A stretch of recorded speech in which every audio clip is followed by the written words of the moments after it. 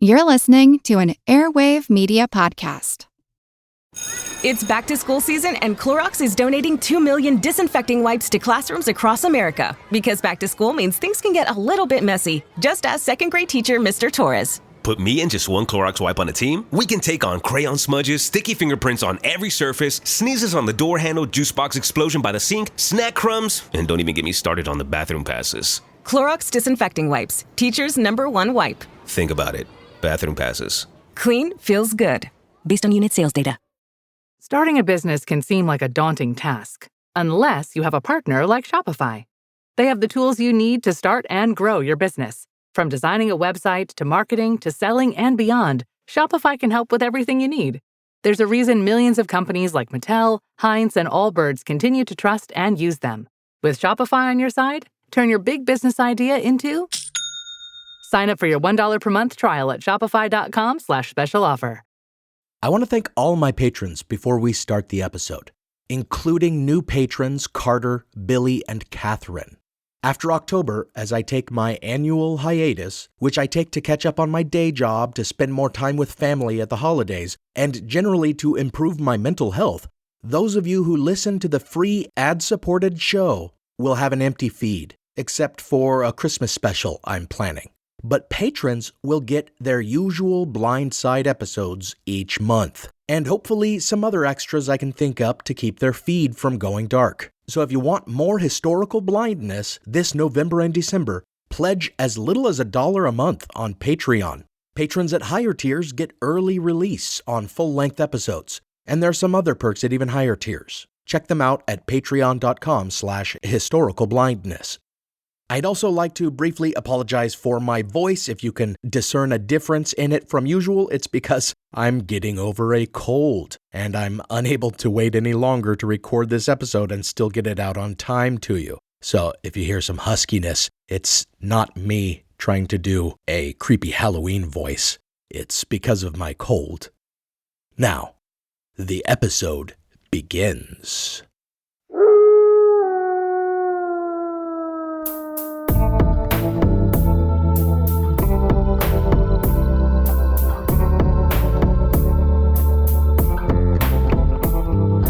Welcome to Historical Blindness. I'm Nathaniel Lloyd, and even though they warned me at the tavern that I must not walk abroad this night, yet must I make my way across these misty fields. But what is that I hear? In the darkness beyond the tree line, snapping twigs, a quiet snarl? In this episode, I gaze up at the full moon and feel my bestial nature gnashing at its cage of reason and morality. For this October, the werewolf stretches the bristly fur upon its neck, digs its inhuman claws into the cold earth, and lets loose an unearthly howl in the night.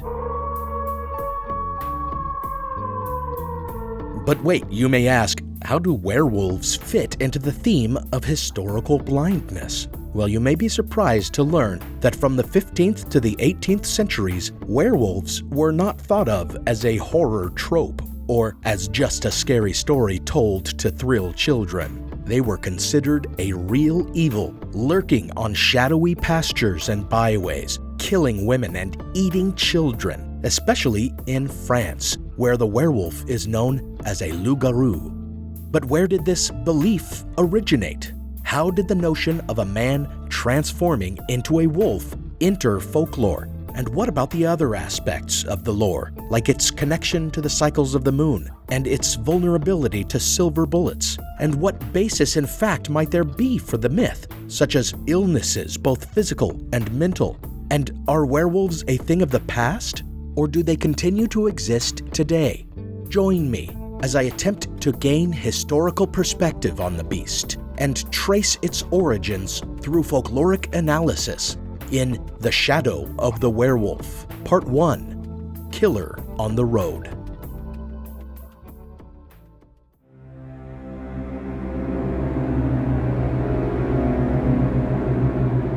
Mankind has always feared the wolf. If you've never seen a genuine wolf, and instead are picturing a big dog like a husky right now, it may be difficult to fathom the sheer size and speed and ferocity of the wolf. From the Middle Ages to modern times, gray wolves were, far more than any other animal, the worst enemy humanity had in the natural world. Not the only creature still to prey upon us, but certainly the most successful of our predators. Let's take France as an example, for as opposed to the British Isles, where wolves were long ago killed off, prior to the 19th century, France had as many as 15,000 wolves, one of the biggest feral wolf populations in Europe. And there is a reason that wolves were hunted in France to near annihilation by the mid-20th century. Children would go missing. Grumblings would be heard of a large and shadowy creature seen loping through the night, and then an attack would be seen, the culprit revealed, such as the occurrence on the 8th of October, 1749, when 7-year-old Marie was seen snapped up in her own doorway by a wolf. Her remains found in a field where the wolf had left only her stomach, one arm, and her head behind. And it seems that villages in every province of France likewise suffered from such awful wolf depredations. Little wonder then that they sought to wipe out the wolves at their doorsteps. But sometimes, it seems, fear of a wolf on the loose became more of a panic or mass hysteria, as can be seen in the case of the beast of Gévaudan.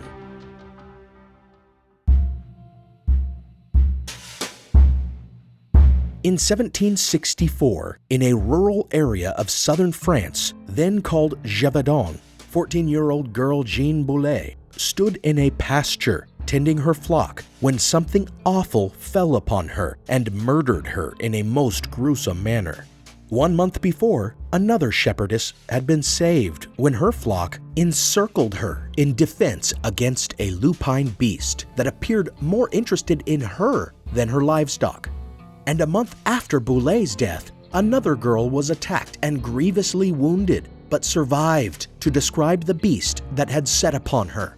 It was reddish-brown with a dark stripe down its back, like a wolf, if wolves could be as large as a donkey or a bull, but with claws and jaws unlike any wolf's. Soon the number of dead attributed to the beast skyrocketed, with 100 killings blamed on the creature over the next few years. It was said the beast ripped off the heads of the young children it took as victims, and then it drank their blood from the spouting stumps of their necks, leaving behind nothing but a jumble of bones. The tales and the mounting body count soon caught the attention of King Louis XV. His kingdom was in a shambles at the time. After defeats in the 7 Years' War and the loss of its colonies abroad, the country's economy was in the doldrums. And though as a sophisticated city dweller, he may have thought the monster to be the product of the imaginations of backward provincial folk, he may have seen in the threat of the beast a unifying cause, something to bring the country together. He offered a reward equal to a year's salary for most men, and he organized a massive hunt, 30,000 men strong, some of whom were royal troops, but the majority of whom were volunteers.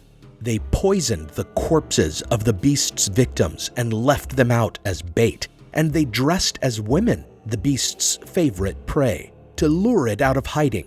And they had some few close encounters with a wolf that they shot but never killed, or at least never tracked down the body after it fled. Eventually, the king put his own gun-bearer and bodyguard in charge, who thereafter slew a large wolf to great fanfare, and the attacks ceased, but only for 2 months, after which the deaths continued with as many as 35 killings in 18 months. The king viewed the matter as having already been resolved and gave no further aid, so the locals found themselves alone in battling the beast. Finally, in 1767, a farmer named Jean Chastel shot and killed another creature believed to be the beast, and the bloody depredations ceased. Just what the beast of Gévaudan was remains a mystery, The creature killed by the king's gun-bearer was described as a large wolf, which doesn't exactly match the descriptions given by the beast's victims. But the creature killed by the farmer, Chastel, was something different. Some suggest it was an African striped hyena, based on the fact that a stuffed specimen of such a creature appears to have been displayed in France's National Museum of Natural History just after the time of the Gévaudan slayings. In fact, it appears that the farmer Jean Chastel's son had kept a hyena in his menagerie, leading to suspicions that the Chastels had kept the beast themselves and let it loose to terrorize the countryside, only to later kill it and play the part of the heroic beast slayers. Then there is the theory that it was a lion, as a lion's reddish coat and claws and tail would better match the descriptions given by victims. But the most plausible explanation is that the attacks were perpetrated by a pack of man-eating wolves, perhaps a wolf and its mate and whelps. So, after all, is this even a werewolf story? Clearly, the people of the region viewed the beast as supernatural or preternatural, or at least thought it was unlike other wolves, and some claimed that it walked on 2 feet like a man. The tradition of the loup-garou was well established by the late 17th century, so certainly among the many whispered legends of the beast of Gévaudan, there must have been some that suggested it was a werewolf. But what makes this one of the most prominent werewolf stories in history is that it appears to be the origin of the legend that silver bullets kill werewolves. In the many retellings of the story of the beast of Gévaudan, different versions have it that Jean Chastel shot and killed the beast with bullets cast from a holy silver amulet. While this is an absurd embellishment, there is some primary source evidence that among the many bullets fired at the beast, some were made of silver. One Madame de Franquières wrote in a letter to her daughter-in-law about the fear gripping the region, how no one dared to work alone tending sheep in the fields, how everyone traveled only in large groups, how the beast eats only human flesh, preferring the heads and stomachs of men and the breasts of women, but when hungry would consume a person entirely. She writes, quote, "We essayed to shoot him with balls of iron, of lead, of silver. Nothing can penetrate," end quote. Why might they have tried to shoot him with silver bullets? Either they were just trying every material at hand, or they believed it may be especially effective against a loup-garou. Historically, silver weapons have not been thought to be more effective than iron or steel. Some may argue by pointing to what the oracle at Delphi told Philip of Macedon, father of Alexander the Great, that, quote, "with silver weapons you may conquer the world," end quote. But actually, this appears to have been a suggestion to bribe rather than destroy those he wished to subjugate. But bullets of silver had long been established in folklore as artillery magically capable of killing a certain other boogeyman, or woman, the witch. Usually these were items with some sacred quality, such as a silver penny with a cross on the face of it, or a bullet cast from the silver of a church bell. But eventually, the brothers Grimm had their protagonists killing a witch with normal silver buttons ripped from their garments. So this element of folklore surrounding witches seems to have migrated to that of the werewolf, and for good reason, since werewolf lore also has a strong connection to witch lore. But I'll get to that. For now, let us focus on the element that is missing from the story of the Beast of Gévaudan, the actual transformation, a human being changing forms to become a wolf.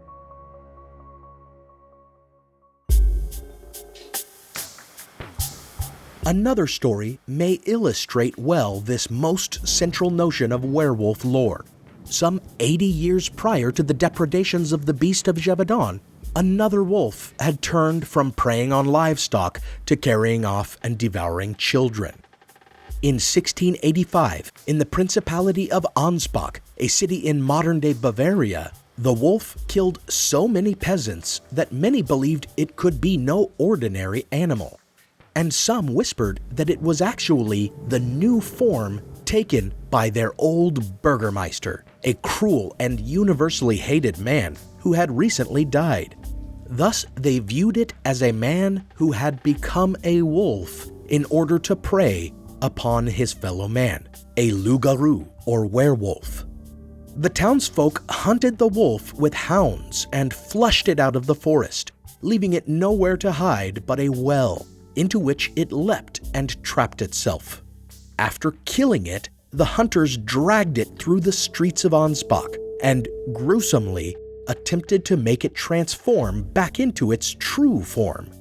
They chopped off its snout and dressed it up like a man, complete with a wig and a mask and a false beard. Then they raised this dressed-up animal carcass on a gibbet and scorned it as though it were the very burgermeister they despised. With this tale, we have a better sense of the French belief that the wolves preying upon them may have actually been men who had transformed into wolves. And yet we are still far from our modern-day conception of a werewolf, which is not a reincarnation of a dead man, but rather a living man who changes back and forth. An all the more bothersome notion when one thinks of someone walking among us who is capable of killing as viciously and savagely as a marauding wolf. And if we were to take these two cases alone, the wolves of Ansbach and Gévaudan, we might be tempted to dismiss werewolves as nothing but simple gray wolves to which superstition had attached some further paranormal attributes.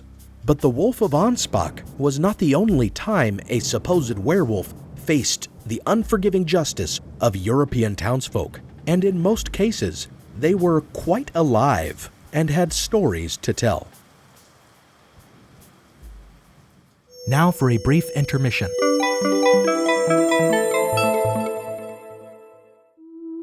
I'm Sean Munger, host of the Second Decade podcast. In 1815, the massively powerful eruption of the Tambora volcano shrouded the Earth in a veil of volcanic dust, causing a period of temporary global climate change that manifested itself the next year, 1816, as the famous Year Without Summer. There were snowstorms in June, frosts in August, birds dropped out of the sky, crops failed all over the world. The reactions to these events were as varied as the people who lived through them. On my podcast, I'm doing a series of episodes about the Year Without Summer, one of the most important and bizarre events in the second decade of the 19th century. This is a very special series because these events are not only fascinating, but they can also help us understand how we are reacting to climate change in our own time, human-caused global warming. So join me over at the Second Decade podcast for a chilly, rain-soaked but illuminating journey into the past, the Year Without Summer.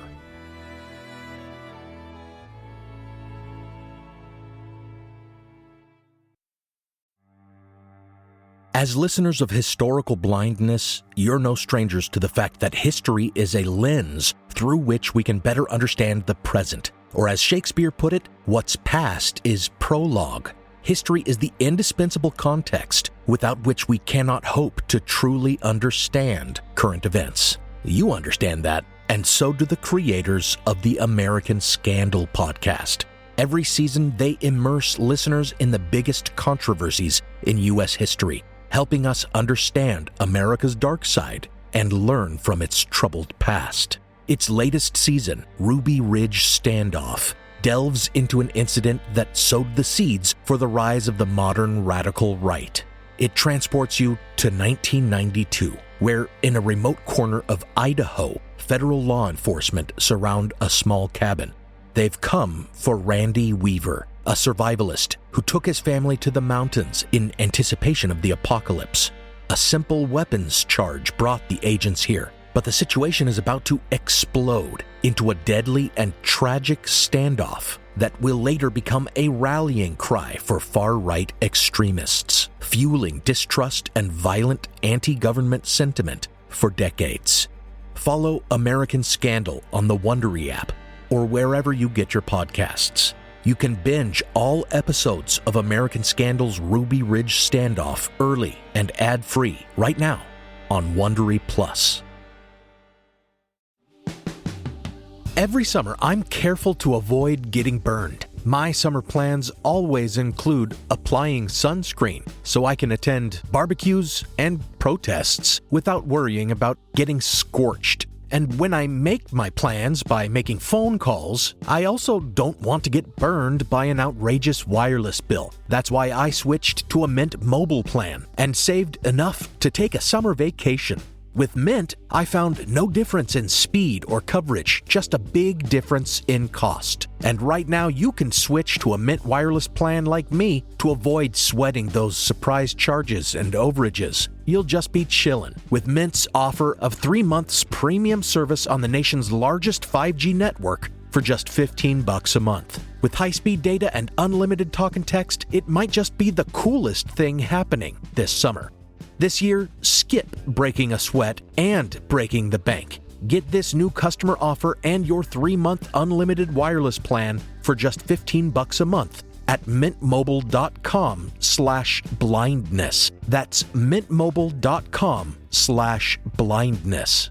Upfront payment of $45 required, equivalent to $15 a month. Limited time new customer offer for first 3 months only. Speeds may slow above 35 gigabytes on unlimited plan. Taxes and fees extra. See Mint Mobile for details. Now, back to the show.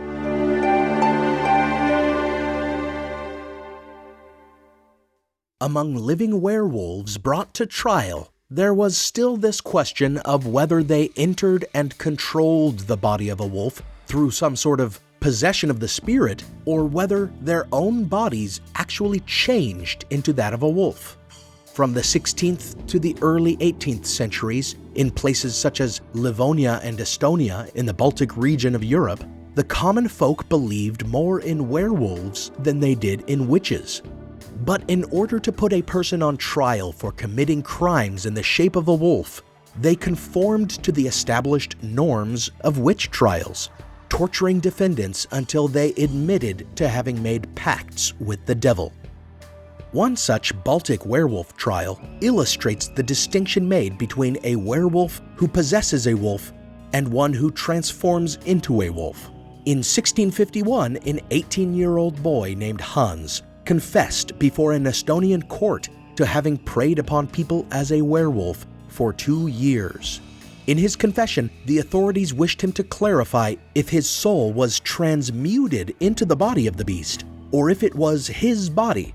And they had their answer when Hans told them that once, after having been attacked by a dog while he was the wolf, the dog's bite mark remained on his human leg.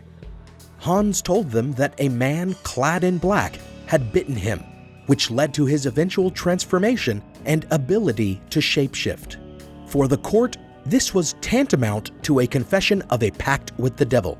So they executed young Hans on no further evidence than this dubious confession. But for our purposes, we have here a human who turns physically into a werewolf, even carrying over to his natural form the injuries his wolf form sustains. And the fact that it was a bite that turned him makes this perhaps the historical werewolf claim that conforms most with our idea of werewolves today. But regardless of how we conceive of werewolves today, where did the notion of a man transforming into a wolf originate?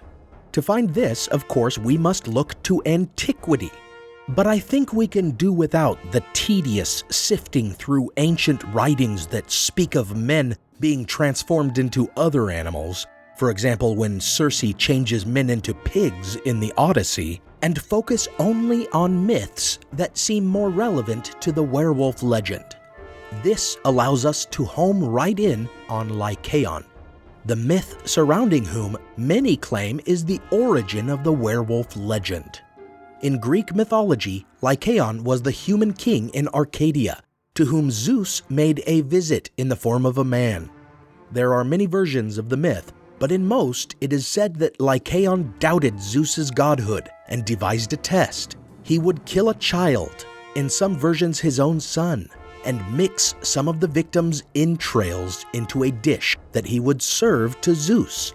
And if Zeus truly were omniscient, he would know what he was being served. As it turned out, Zeus did know and punished Lycaon by transforming him into a wolf. It is hard to view this myth as anything other than an instructive or cautionary fable, though, for the king's very name, Lycaon, is derived from the Greek word for wolf, lykos, which is also the root for lycanthropy, our word for werewolfism. So clearly, the character of Lycaon was an invention named for the animal he would later become in the narrative. Or, if based on any grain of truth, his name must have been changed to better suit his fate. And the lesson in his story seems to be one against barbarism, warning against the savage practice of cannibalism and the evil of murder, making his punishment apt, for men who murder and eat their victims surely are no better than wild wolves who creep through the woods at night. Elsewhere, when ancient writers mention people who transform into wolves, this allegorical reading can also provide some perspective. For example, Herodotus and Pomponius Mela both mention that the Greeks and Scythians believed that a certain remote tribe, the Nuri, were sorcerers who had the ability to change into wolves once a year. When interpreted in the same way as the Lycaon myth, these rumors about the Nurians could simply be suggesting that they were murderous savages, or even that they practiced cannibalism.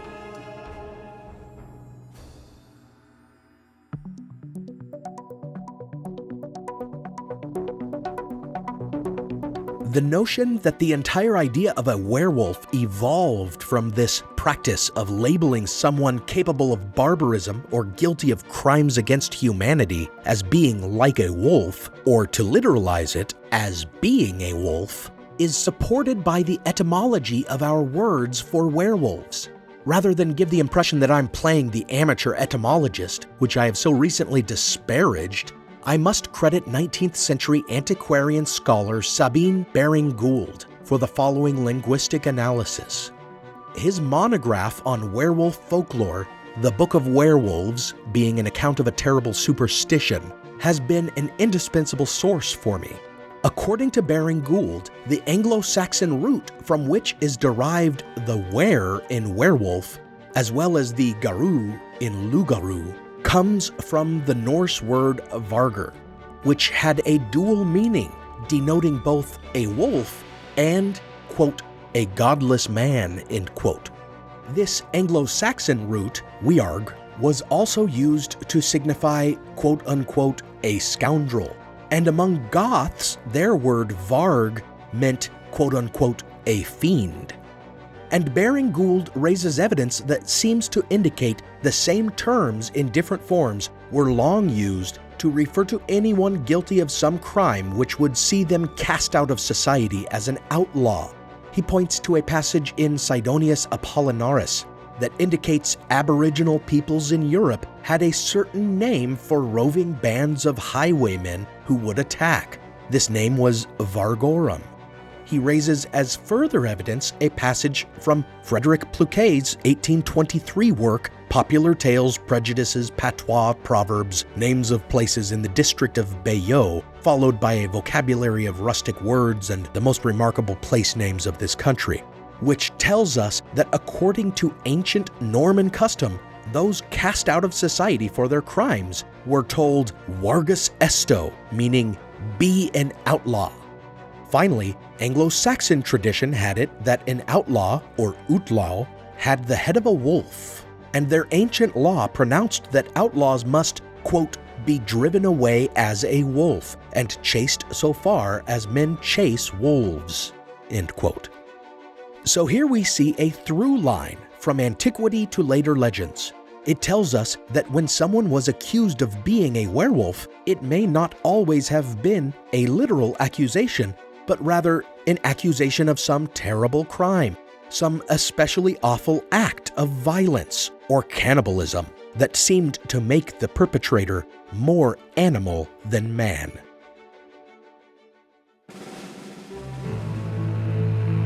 While the accusation of lycanthropy, of being a werewolf, as in behaving so savagely and cruelly that one is no better than a vicious wolf and must be chased away from civilized places in the same way as wolves are driven off, may have started as a metaphor, throughout history, as mythology was formed, that metaphor must have become literalized. For in the European wolf trials of the 15th to the 18th centuries, it is clear that they believed a literal transformation had taken place and wanted the accused to admit to it, even if they had to coerce a confession under torture.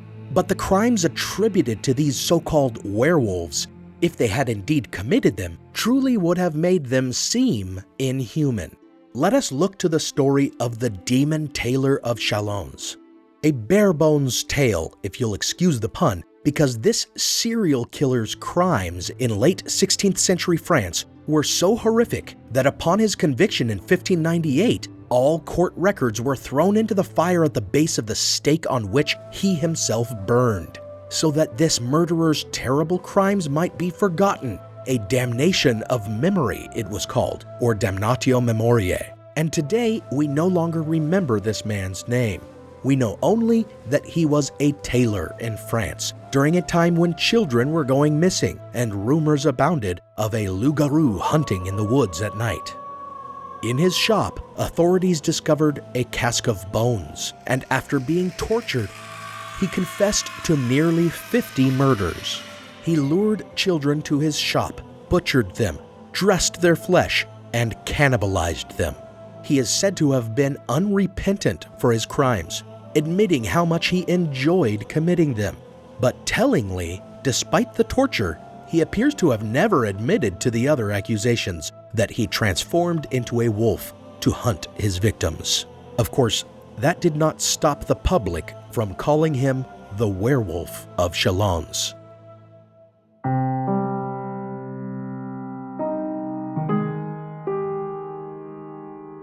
Even today, it is common for murderers and serial killers to be called werewolves, with the tacit assumption that the name is meant metaphorically. Brad Steiger makes this argument extensively in the Werewolf book, pointing to the case of the Werewolf of San Francisco, a killer who cut up prostitutes with a special brutality in the late 1930s, but whom, despite the headlines, no one really thought was morphing into a wolfman and raking his claws over his victims. Likewise, Steiger profiles rapist and murderer Henry Lee Lucas, and perhaps the most horrifying serial killer of modern history, cannibal and necrophile Jeffrey Dahmer, suggesting that they too can be viewed as modern-day werewolves. This conception of werewolves as mere men who have committed unthinkable crimes highlights our struggle to comprehend how such criminals can be capable of such incomprehensible atrocities, our inability to reconcile their behavior with our understanding of what it means to be a human being. But of course, today we know enough about the diseases and aberrations of the human psyche not to dehumanize all those who murder. For mental illness, while it does not exonerate, does explain much of the behavior that terrifies and disgusts us. And indeed, the Diagnostic and Statistical Manual of Mental Disorders still has an entry for clinical lycanthropy, a rare delusion in which the patient believes his or herself to transform into a beast. Clearly, this could have played some role in historical werewolf cases. If those accused of being werewolves really were guilty of the crimes attributed to them, it makes sense that they also might have been disturbed in some way and could have genuinely believed that they became wolves when they murdered. But this opens our study in a new direction, one which must wait for our next installment. For this understanding of the origin of werewolf lore only explains part of the legend. If werewolves were only ever killers, their transformation into animals but metaphors, perhaps encouraged by their own delusions that they were not themselves when they committed their crimes, then what of the further element that many of these stories share, that someone else was responsible for their transformations, someone evil, someone infernal?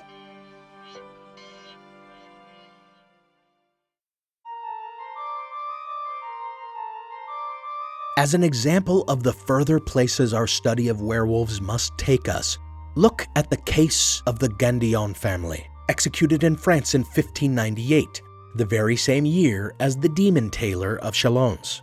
A girl named Pernette Gandillon was known to lope around the countryside on all fours, like an animal, a curious habit that turned ugly when one day she attacked another girl and boy who were out picking wild strawberries, killing the boy by gnashing out his throat with her teeth. The townspeople responded just how you might imagine, forming a mob and tearing the poor deluded girl apart in a fit of ferocity equal to her own. Soon after, the same townspeople accused Pernette's brother, Pierre, of being a werewolf, and her sister, Antoinette, of witchcraft. To these crimes, they confessed. Antoinette avowed that she had given herself to Satan, who came to her in the form of a black goat. And Pierre said that he had been given a magical ointment by the devil himself, and when he rubbed it on himself, he transformed into a wolf and went out to hunt animals and people alike, until such time that he wished to return to his own form, when he would roll around in dewy grass and become himself once more. These could be easily dismissed as further delusions, like their sister Pernette's belief that she was an animal, a case of mental illness that ran in the family. For after that, Pierre's son Georges also said that he had been changed into a wolf by the salve his father was given, and that the family had together, in the form of wolves, attended a black Sabbath to worship the devil.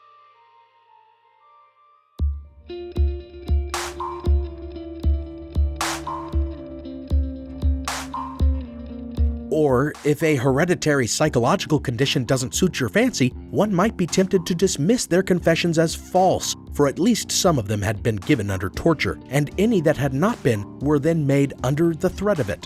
But then there is the description of Pierre and his son in their cells, where without their shape-shifting ointment they appear to have gone quite mad, running in circles on all fours, their bodies covered in scratches. Pierre especially, quote, was so much disfigured in this way that he bore hardly any resemblance to a man, and struck all those who looked at him with horror, end quote. But this description was given by their judge, a man who prided himself on convicting and executing witches and werewolves, which he thereafter did to the entire Gandillon family. So were the Gandillons murderers, merely labeled werewolves? Was the entire family mentally disturbed? Did they really believe they did the things they'd been accused of? Or were they merely the victims of a witch hunt that forced them to confess according to a pattern from other witch and werewolf trials? Join me in the conclusion of this two-part series as we consider these other motifs in werewolf lore in order to reach a more holistic understanding of the legend.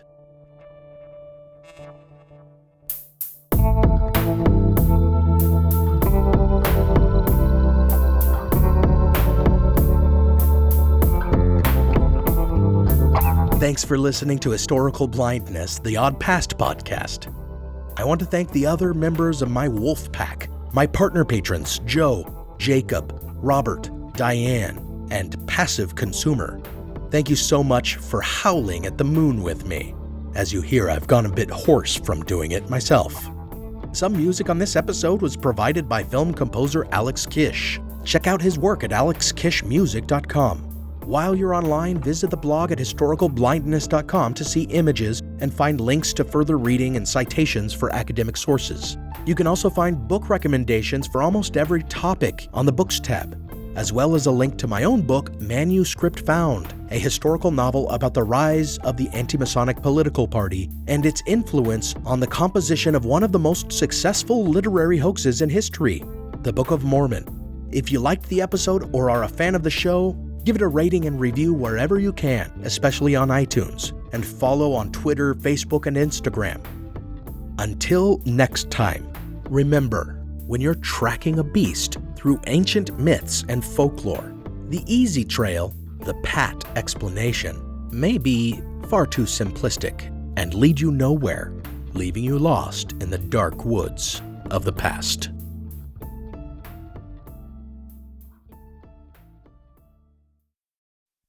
The Civil War and Reconstruction was a pivotal era in American history, when a war was fought to save the Union and to free the slaves, and when the work to rebuild the nation after that war was over turned into a struggle to guarantee liberty and justice for all Americans. I'm Tracy. And I'm Rich. And we want to invite you to join us as we take an in-depth look at this pivotal era in American history. Look for the Civil War and Reconstruction wherever you find your podcasts. What does Sputnik have to do with student loans? How did a set of trembling hands end the Soviet Union? How did inflation kill moon bases? And how did a former president decide to run for a second non-consecutive term? These are among the topics we deal with on the My History Can Beat Up Your Politics podcast. We tell stories of history that relate to today's news events. Give a listen. My History Can Beat Up Your Politics wherever you get podcasts.